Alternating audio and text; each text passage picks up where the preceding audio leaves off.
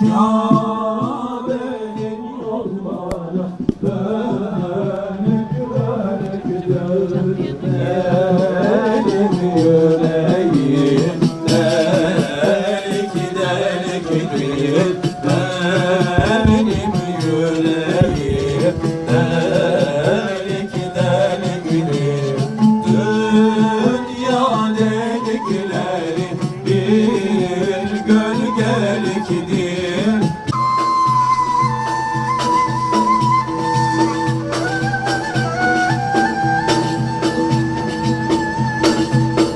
Etsem malı mülkü cananı feda diyerek lebbeyk Allahümme lebbeyk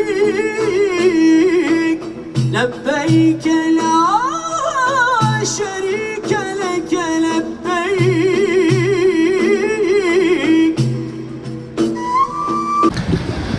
Bismillahirrahmanirrahim. Elhamdülillahi Rabbil alemin. Ve salatu ve selamu ala Resulina Muhammedin ve ala alihi ve ashabihi ecma'in. Estaizu billah. Ve lillahi alen nasi hiccul beyti men istata'a ileyhi sebila. Sadakallahul azim. Aziz kardeşlerim, kıymetli Müslümanlar, kıymetli hacı adaylarımız,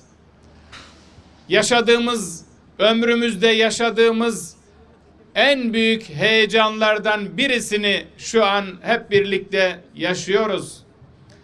Hacca gitmek, Kabe'ye yüz sürmek, Ravza'ya yüz sürmek, orada secde etmek, tavaf yapmak, Safa ile Merve arasında sa'i etmek, hele ki Arafat'ta vakfeye durmak, orada günahlarımızdan af dilemek bir mümin için hayatının en önemli anlarından birisidir. Aziz kardeşlerim, işte sizler bu güzel ibadeti yapmak için, hac ibadetini yapmak için bugün yola çıkıyorsunuz.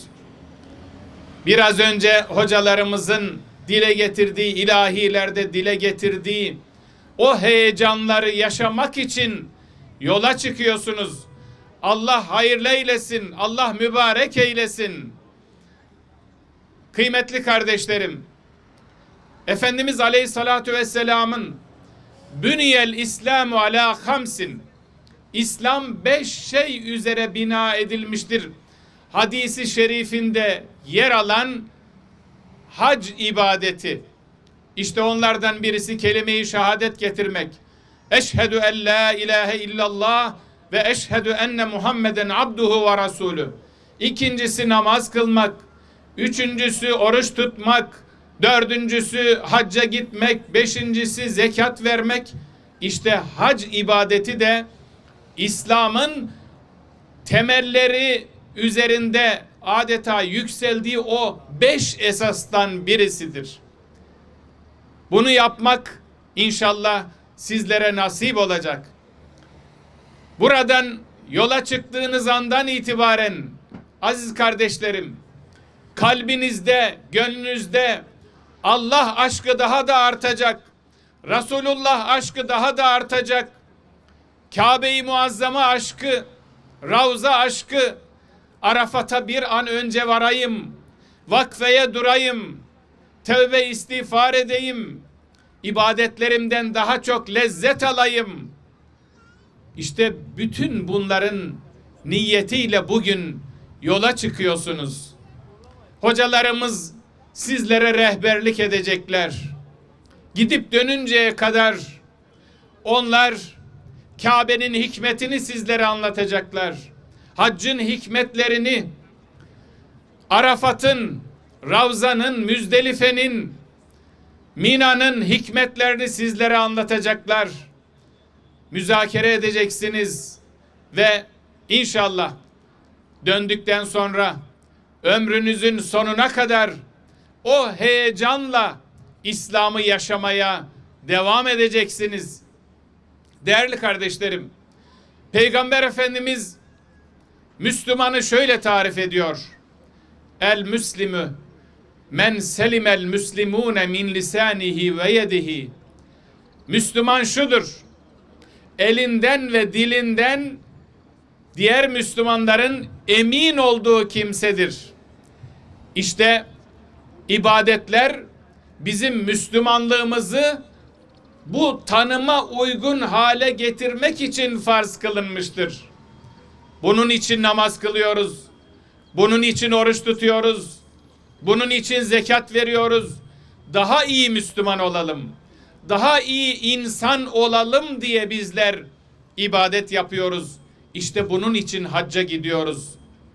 Hac ibadeti bizim Müslümanlığımızı daha kavi hale getirmek, birbirinden emin olma durumunu daha güçlü hale getirmek için farz kılınmıştır. Tıpkı namazla ilgili Rabbimiz buyuruyor ya, Estaizu billah, inne salate tenha anil fahşai vel munkar. Namaz insanı bütün kötülüklerden alıkoyar. Namaz gibi hacda, oruçta, zekatta, diğer bütün ibadetlerimiz, hayır hasenatımız, sadakalarımız hepsi bizi daha iyi insan yapmak içindir. Daha iyi Müslüman yapmak içindir. لَقَدْ خَلَقْنَا الْاِنْسَانَ ف۪ي ahseni takvim. Biz insanı en güzel bir surette yarattık buyuruyor Rabbimiz. İşte biz namazlarımızla, haclarımızla, zekatlarımızla, oruçlarımızla, hayır hasenatımızla Rabbimizin bizi yarattığı o güzelliği muhafaza etmeye çalışıyoruz. Evet, işte neden hacca gidiyoruzun hikmetini burada arayalım. Gençlerimize, çocuklarımıza daha iyi örnek baba olmak için, daha iyi anne örneği olmak için, daha iyi büyükler olarak onlara rol model Müslümanlar olmak için ibadetlerimizi yapıyoruz. Allah'ın rızasını kazanmak için.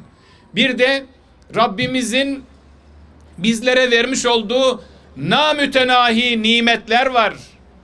Bu nimetlere şükretmek için ibadet yapıyoruz.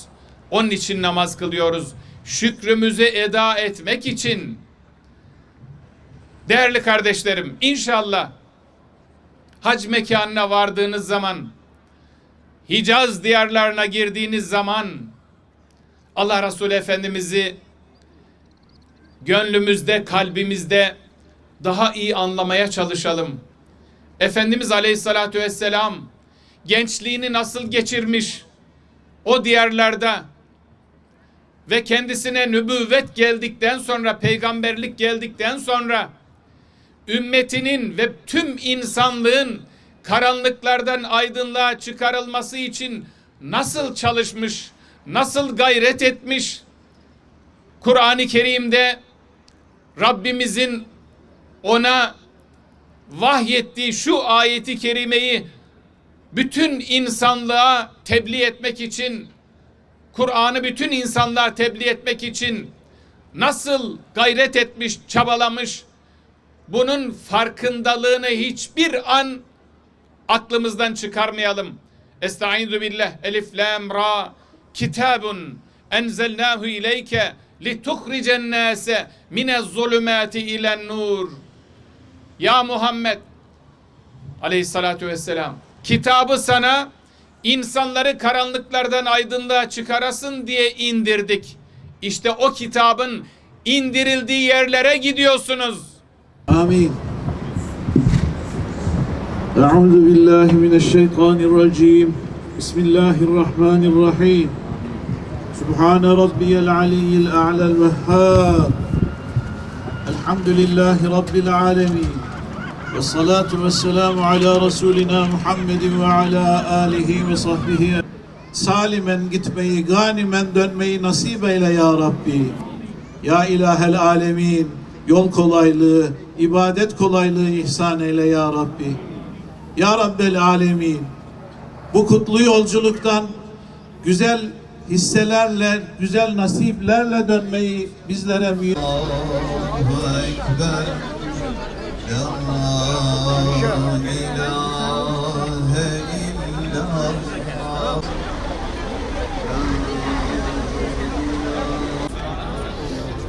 Mebrur bir hac nasip eylesin inşallah. Cenab-ı Hak her türlü kazalardan, belalardan, kötülüklerden sizleri muhafaza eylesin. Dua ediyoruz. Yolunuz açık olsun.